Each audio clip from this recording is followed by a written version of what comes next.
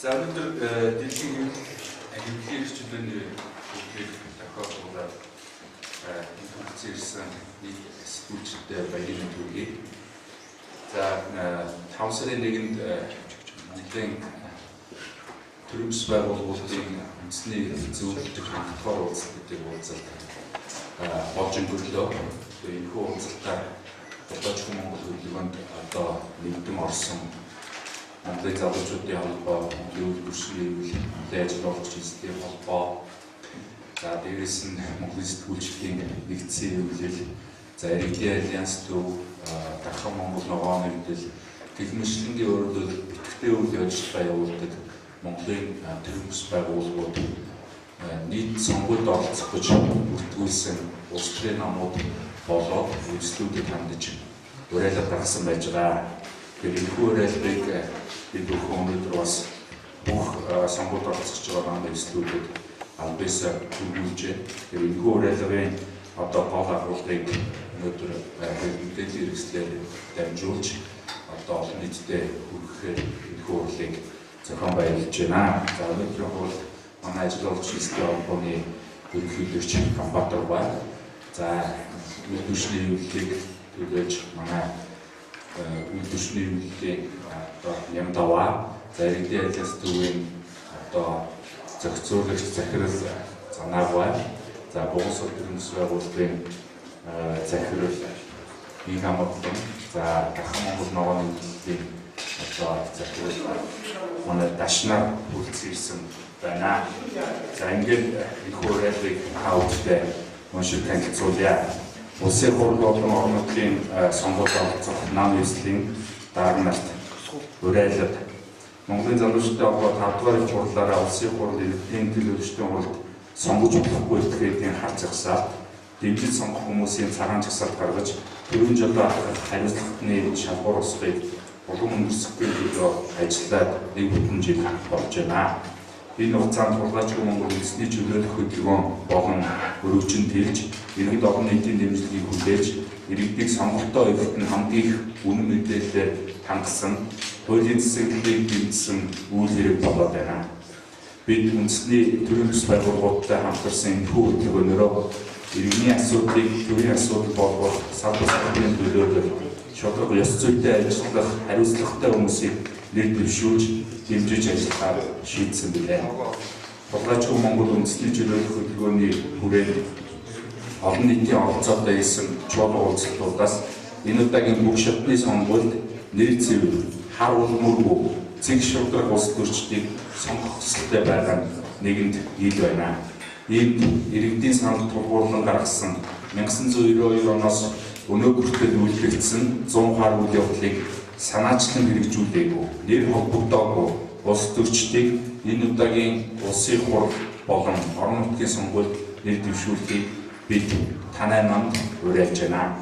Хэрв иргэдийн санал тулгуурласан энэхүү уриалгыг үл харгалзан дээрх үйл явдлуудад холбогдсон улс төрчдийг нэр дэвшүүлвэл Болоочгүй Монгол үндэсний чөлөөлөх хөдөлгөөн уг нэр дэвшигчийг хар жагсаалтад оруулж сонгохгүй байхыг өөрсдийн сүлжээгээр уриалж ажиллах болно. Мөн нийт нэр дэвшигчдийн 50%-аас дээш хувь хар жагсаалтын болцол хангагчдыг нэр дэвшүүлсэн тохиолдолд танай намыг сонгохгүй байхыг уриалж сонгогч бүрд мэдүүлэх ажлыг зохион байгуулахаа эрс хатуу мэдэгдэж байна. Энэхүү уриалгыг намын гишүүд, нэр дэвшигчид намын их хөвгөө байгууллагад танилцуулж албан ёсоор хариу өгөхийг хүсэж байна. Төрөө улаачтаас чөлөөлөе. Монголын төрөмс байгууллагуудын анх дугаар зөвлөлдөх уулзалтад оролцохсод. За ингээд 2016 оны 5 сарын 1-нд гарсан уриалга байна.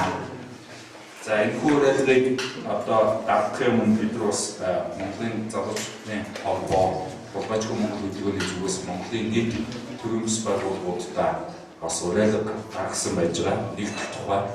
Энэ нэгдэх тухай гэдэг нь бол ерөөсөө энэ 92 оноос хойш үйлдвэрлэсэн одоо бүхэл энэ 100 хар үйл явдлуудаар өнөөдрийн байж байгаа одоо төр дахлагдсан, төрөөс төрсөн одоо төр бомтон одоо хулгайч улс төрчид бүгд энэ жагсаалтаар хар жагсаалтанд орж байна. Тийм учраас өөрөөр цагаан чагсаалтан ард түмэн цоошин сонгол одоо шударга сонгол бий болгохын тулд маш яаралтай төрийн бас байгууллагууд иргэний асуудлыг төрийн асуудал болгохын тулд одоо өөрсдөөсөө одоо цэвэр шударга хүмүүсээ яаралтай сонгуульд нэвтрүүлье. Ингэж оруулахгүй бол одоо иргэд бол сонгогдгүй ийм сонгуульд руу орох ийм эрсдэлтэй болж байна гэдэг энэ санаачлалыг бас илрүүлсэн байж байгаа. Энэ санаачлалын хүрээнд бол одоо олон төрлийн төс байгууллагууд тухайн төрлийн төс байгууллагын одоо зорилго үйл ажиллагааны хүрээнд мэргэжсэн дээрээс нь иргэд төрлийн төс байгууллагууд дээр иргэдийн асуудлыг одоо төвлөрүүлж шийдэхэд хөдөө ажилладаг энэ хүмүүсээ өөрөөр төвшүүлж хэлсэн байж байгаа. Жишээ нь манай сэтгүүлчдийн нэгдсэн үйлдэл хамгийн түрүүнд Global International төрлийн төс байгууллагын одоо гарам жиргэл ихчийг бол нэр дэвшүүлсэн. Гэх мэтлэнгээр өөрөөр төрийн төс байгууллагууд одоо хүмүүсээ гаргаж ирж иргэдэд сонгогчдод одоо шударга сонголтыг бий болгох энэ нөхцөлийг хангахын тулд хамтарч ажиллаж байна. За ингээд та бүхэнд хүрэх одоо багц мэдээллүүдийг манай ажилтнууд бэлдсэн байж байгаа. Саяын одоо нам эзлүүдэд гаргасан урайлага, за төрийн төс байгууллагуудад гаргасан нэг тухай урайлага, за мөн 100 гаруй үйл явдлыг одоо хэвлэн гаргасан одоо сонин зүйлийг бол манай залуучууд та бүхэн харж болно. За ингээд та бүхэн сонирхсан асуултанд хариулахад бэлэн байна. Цагаан чагсаалтын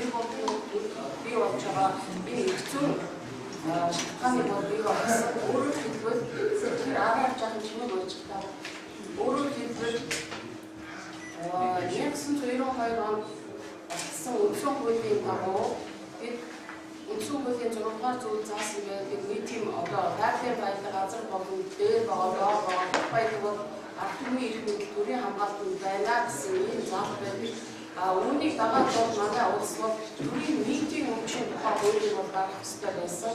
Гэтэл энэ эс үйлдэлийн өөрөө өнөөдөр төрөөс төрсэн гэр бүлийг бий болгох улгайчдыг бүр системтэй тогтолцоотой хуультайгаар ингэж улгай хийх ийм одоо боломжийг гаргаж өгсөн байдаг. Өөрөөр хэлбэл төрийн нийтийн өмчийн тухай хууль байхгүй байгаас болж нийтийн баялаг бол эрх мэдэл доор байдаг, мэдээлэл доор байдаг ийм хүмүүсийн гараар дамжиж тухайлдаж байгаа юм аа гэдгийг бол нийт одоо бас тэгээд үзэж байгаа бол өнөөдөр үзсэн ирсэн мэдээлэлээ их зүйлээ гэж бодож байна. Өнөөдөр энэ цаанаа хууль зүйн үндэслэлтэй байна. Энэ сүлдээрээ бол улаан зөвшөөрсөн байна. Тэгэхээр Монгол улсын ардчилсан төрөв улаан нийтийн өмчийг улаан энэ бүх одоо хууль зүйн үндэслэл болоод хуулиар гаргаж өгсөн байна гэдгийг та бүхэн бас олон нийтэд дамжуулж хэлээрэй гэж хэлж бодож байна. Хэрвээ өнөөдөр нийтийн өмчийн тухай, нийтийн өмчийн эрхийн тухай хууль байсан бол өнөөдөр ингэж нийтийн баялагын нийтийн өмчийг тухай энэ одоо зам энэ арга бол энэ одоо цаавар хаагдсан юм аа. Тийм учраас манай байгууллага нийтийн өмчийн эрхийн тухай хуулийг батлуулахын төлөө сүүлийн 5 жил гүйцэтгэж байгаа боловч аль ч одоо улсын их хурлын гишүүн энэ хуулийн төслийг аваад хэмжээд явж чадахгүй байна. Тийм учраас бид булгаачгүй Монголын төлөө одоо өөрсдийн гаднаар оролцож ингэж одоо зүтгэнэ гэж энэ төлөвлөгөөнд нэгдсэн юм аа. За та бүхэн анхаарсан баярлалаа.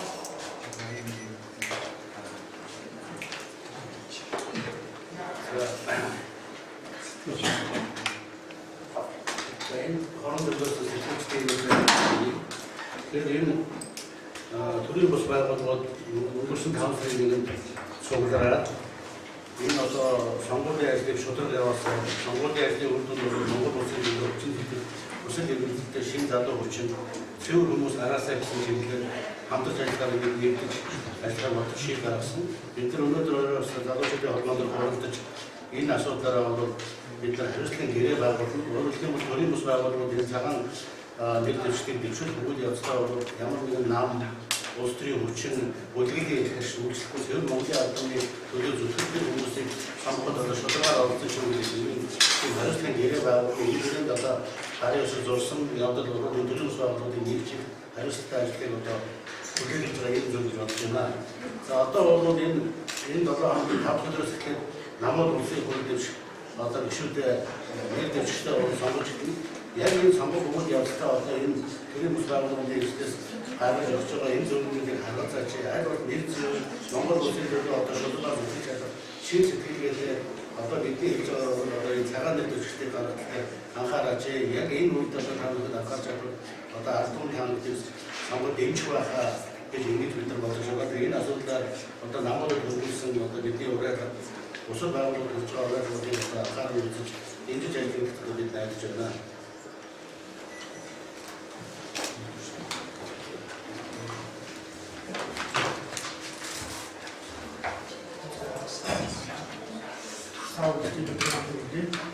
Монгол үйлчлэгээ явуулаа. Багаачаа Монгол төлөө өнөөдөр гарсан уриалга энэ бүгд бол нэгдэж байгаа. Дэмжиж оролцоо нэгдэж байгаа. Монгол үйлчлэгээ явуулаа нэгдэж нийгмийн цэцэг үйлчлэгийн хаан шатчих боловч улсын Монгол улсын сонгуульд нам нэрчүүд Тэсний нийгмийн захиалгыг батуулсан байгаа. Энэ одоо хэрэгцээс гарсан нийгмийн захиалгыг цааш нь иргэд үйлчлэгийг төвшин зөв ойлгох иргэд төлөвлөстэй саналыг цааш нь авч явах төлөвлөлтийг гаргахад бас ачаалттай үгээр үйлчлэгийг батуулж байгаа. За ингээ асуулт тавиулъя. Цагаан нэр дэвшигч. Одоо төрийн бус байгууллагууд бол бүгд нэгдэж байгаа хамгийн гол ач холбогдол нь болохоор энэ цагаан нэр дэвшигчдийг хамтдаа тодруулъя гэж байна. Хүмүүс болохоор өмнө нь Монголын залуучуудтай холбоо цагаан жагсаалт үүсгээд залуучуудын байгууллагын өөрөөр эзэмжээр шийдэгдэх юм байна гэж ингээд дутуу ойлгоод байсан. Одоо бол ерөөсөө 76 төрийн бус байгууллагууд нэгдэж энийг хамтаараа хариуцж энэ хариуцлагын гэрээн дээр энэ үнийг оруулъя гэж бүгд гарын үсэг зуржээж өөрөөр цагаан жагсаалтын хүмүүс тодорх юм аа. Тийм учраас өөрөөр хэлбэл Монголын залуучуудын байгууллагыг ганцхан өөрсдийнхөө хүмүүсийг оруулах хичээл нөгөө мөнгө төлснээ оруулах гэдэг энэ хардлага бол бүрэн арилж байгаа гэж ингэж ойлгож байна. За цагаан жагсаалтанд бол орохоор өнөөдөр хүчтэй үйлсэн одоо нам улсын хүчин бол байхгүй байна. Төрийн бус байгууллагууд бол харин өөрсдийнхөө төлөвлөлтийг цагаан жагсаалтаар дамжуулж өөрөөр улсын хурлд нэр дэвшүүлэх боломжтой гэдэг мэдээллүүдээ өгүүлжээ. Одоогоор бол 20 гаруй төрийн бус байгууллага ойролцоогоор 35 орчим нэр дэвшигчийг өөрөөр манай төлөөллөө энэ бүгдийг өөрөөр бихээр хариуцж өөрөөр улсын хурлд гаргахад одоо хамтран ажиллах бэлэн байна гэж хэлсэн байж байгаа. За нөгөө 35 гаруй хүн бол мэдээж булгаж хүмүүс байна. Тэгэхээр өөрөөр энэ удаагийн сонгуулиар булгаж Монголын төлөөлнөөс одоо 5 сарын 20-нд залуу мэдээлчдийн улсын 3 дугаар зөвлөгөөнөөр зарлагдах одоо харж хасаалтын эзэд бол мэдээж цагаан жагсаалт нь орохгүй. Гэхдээ цагаан жагсаалтанд бол мэдээж улсын хурлд одоо оролцож байгаа нам эзлүүд бие даагчдаас бүрдэж ингэж орно. Тэдгээр хүмүүсээс төрийн бус байгууллагууд өөрөөр энэ бол манай төрийн бус байгууллагад хамаарж байгаа хариуцлагатай цэвэр нэр цэвэр булгаач биш хүмүүс гэж байгаа бол өөрсдөө бүгд одоо нэгүүлжээ.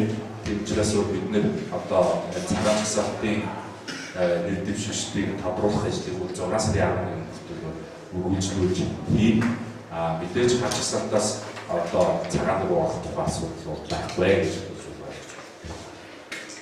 Нэг төсөлтөөр 50%-аас доош бүр хаач саланд орсон тохиолдолд тэр тухайн номыг шимжихгүй юм уу өөрсдийн мэдээлэл хэлэхлээр дамжуулж мэдээлэл үзүүлсэн энэ нөгөө энэ аргачлал хүний сонгогдох ирэх бол хүний юуны талаар хийж өчөөд хоёр төрөлд ийм зүйл болох юм шиг.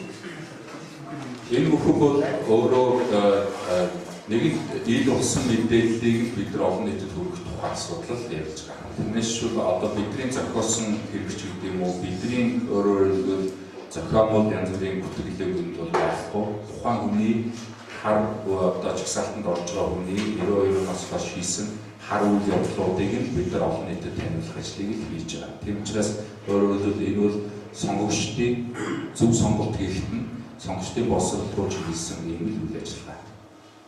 Тэгээд би нэг юм нэмээд хэлчихье. Ахын Монгол гэдгийн төлөөлж явуулж байна. Энэ Монголын залуучуудын холбооноос зохион байгуулж байгаа цагаан цэцүүд хаачихсан гэсэн үйл стандарттаар анхнаасаа дэмжиж орсон байгаа. Энэ бол бид нар өнөөдөр бүгд бий байгаа маш эзэгтэй хариуцлагатай хүн болох Монгол хүн болох энэ бид зогсож байна. Одоо сонгуульд болохоор 2 сар хугацаанд болцсон байхад дээрээс одоо хөдөл олох улсын хурлын гишүүдээс юу хийх юм бэ? Ямар ч тодорхой доор хүмүүс одоо хоногийн хоолойгоо төлөө нэг замбраагийн банк шиг ус орон 26 цэнээр бий болчихсон. Тэгэхээр энэ цагаан зэгсаалт, хар зэгсаалт гэдэг энэ үйл явдлаар таар оролцохдоо зүгээр нэг хариуцлахгүй зүгээр нэг юм дижитал идэвхтэй гэж юу ч хандж байна. Бид нар одоо цагаан зэгсаалт ямар хүмүүс оролцох вэ? Олон нийтэд танигдаагүй зам нэр зэрэг зам зэрэг тийм хүмүүсийн хүнээр төвөг гарах болно. Яагаад гэвэл энэ хүмүүс маань ерөөсөө санхүү байна. Яг буруу хулгай өөр хийгээгүй энэ хар зэгсаалт орсон хүмүүс шиг тийм санхүүгийн боломжтой биш болохоор олон нийтэд танигдаагүй тийм чадвартай боломжтой хүмүүс байна. Тэгэхээр бид нар өөрсдийн 10 гадаад салбараар дамжуулаад энэ цагаан зэгсаалт олсон хүмүүсийг итгэн дэвшүүлээд одоо дэмжиж улс орны хөлцөө хөнөөр боломжийг олгоё гэж шийдсэн байна. Тэгэхээр энд бас та бүхэн бас хариуцлагатай орсон цагаан зэгсаалт орох хүмүүсийг биелүүлэх сайн танилцуулахыг хүсэж байна. За та бүхэн энэ үеийн амралтыг ялах. Монгол сүлд төрөөс авах төлөвлөж байна. Энэ нэг өнөөдөр өнгө үзэгдэл яриад юмны шалтгааны мөр дээр ихтэй босоогүй. Учир шалтгаан яагаад Монгол улс хөгжихгүй байгаа вэ? Үүний учир шалтгаан юу гэдгийг олохгүйгээс бид нар өнөөдөр 25 жил бэлдэж байгаа юм. Учир бид нар явж хаад эргээд хишгсэн мөрөө харахгүй байна. Үүнээс болж түүхийн залууч холбоо гэдэг зүйл алдагддаг. Тэгвэл хар цагаан жагсаалтыг бид нар дэмжсэн шалтгаан Монгол улсын ардчлалын 25 жилийн явсан зам мөрийг эргэж харъя. Багцаж нэг харъя. Энэ хариуцлагатай сонголтын өмнө харах ёстой гэж. Тийм түүхэн том шаардлага байгаа учраас нэг хоёр мэдээллийн дарамтлаас болж ард түмэн мэдрэмжгүй болцоо. Харан цагаан үнэн худал зөв буруу ялгахаа болцныг бид нар амьдарч байгаа. Тийм учраас олон хүмүүний тэр мэдрэмжийг тэр сэрлийг бид нар сэрэх хүсэж байна. Улс төр гэдэг бол алдаж болдгоо орон зай. Нэг ч алдаж болдгоо. Тэгэхэд 27 жилийн түүхэнд алдаатай хар мөрөдөө түүхэн үйл Монгол улсын хөгжлийг ойрхон чирсэн үйл явдал 100%-аар тоолгож байна шүү дээ. Ийм байж болохгүй учраас бид нэр эв санд нэгдсэн юм аа. Тийм учраас одоо энэ сонголт дээр цагаан жагсаалтын тухай бид нэр ярьж байгаа юм. Хүний замдаас нь хараад цагаан руу харуулдаг юм гэдэг. Гагцгүй түүний баталгаа үнэхээр ингэж явж болохгүй байна. Бид төрөө цэвэрлэх ёстой юм байна. Гэдэгт чин сэтгэлээсээ сүлжүүлсэн тийм хүмүүсийг гаргах юм гэж хүсэж байна. Энэ бол Монгол улсын хөгжлийн шийдэлд хүрэх анхны алхам. Бид ингэж үзэж байгаа. Тийм учраас цагаан гэдгийг та нар сайхан ойлгоорой. зөвхөн тэр ийм нэг цэвэр арга байдлыг эрхлэлээ энэ хариуцлагын гэрээд нэгдсэн гэрээд хариуцлагатай мөрөлдөө гэж чин сэтгэлээсээ зүлж болсон тийм хүмүүсийг бид нэр дэвшүүлээ. Олдоор галъя. Энэ бол зөв зөвхөн орох хэрэгтэй асуух гэж үзэж байна. Өөрийн та нарыг сайн ойлгоорой. За өөр асуултаас түүх.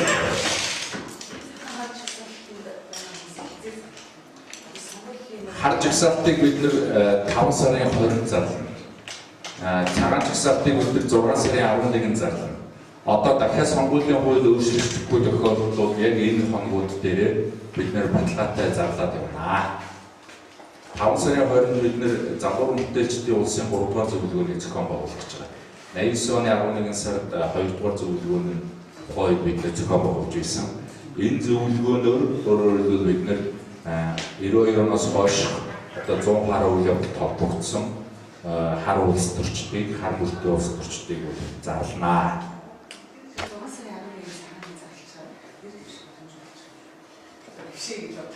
Мэдээж нөгөө нэр дэвших сонирхолтой илэрхийлснүүдээс дотроос нь бид нэр цагааныг ялгаж зарлах юм.